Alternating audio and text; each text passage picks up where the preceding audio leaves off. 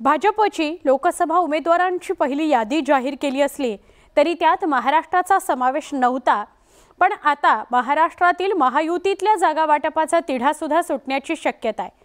महायुतीतील भाजप, शिंदेंची शिवसेना आणि अजित पवारांच्या राष्ट्रवादी काँग्रेसने जागा वाटप कसं असेल याचे फॉर्म्युलेच समोर येऊ लागलेत। नेमक्या कोणत्या पक्षाला किती जागा लढण्याची संधी मिळणार याची शक्यता व्यक्त होते, त्याविषयीचा रिपोर्ट।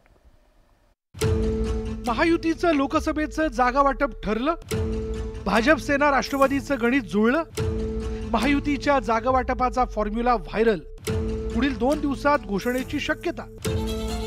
महाराष्ट्रातील महायुतीच्या जागा वाटपाचा तिढा लवकरच सुटण्याची शक्यता आहे। भाजपच्या केंद्रीय निवडणूक समितीच्या बैठकीत महाराष्ट्रातील 48 लोकसभा मतदारसंघाची सखोल चर्चा झाली।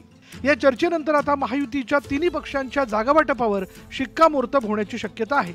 2 दिवसांपूर्वी एकनाथ शिंदे, अजित पवार यांनी देवेंद्र फडणवीसांसोबत दिल्लीत अमित शहांशी चर्चा केली होती।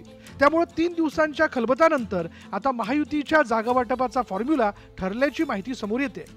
त्यानुसार भाजप 31, शिवसेना 13 आणि राष्ट्रवादीला 4 जागा मिळण्याची शक्यता वर्तवण्यात आली आहे।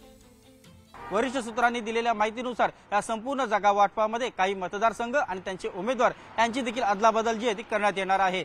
ही अदलाबदल आणि एकूणच जागा वाटपाचा फॉर्म्युला यासाठी निवडण्यात आलेला आहे जेणेकरून देश पातळीवरती एनडीएचे उमेदवार हे सर्वाधिक निवडून यावे, या दृष्टिकोनातून ही रचना करण्यात आल्याचं सांगण्यात येत आहे।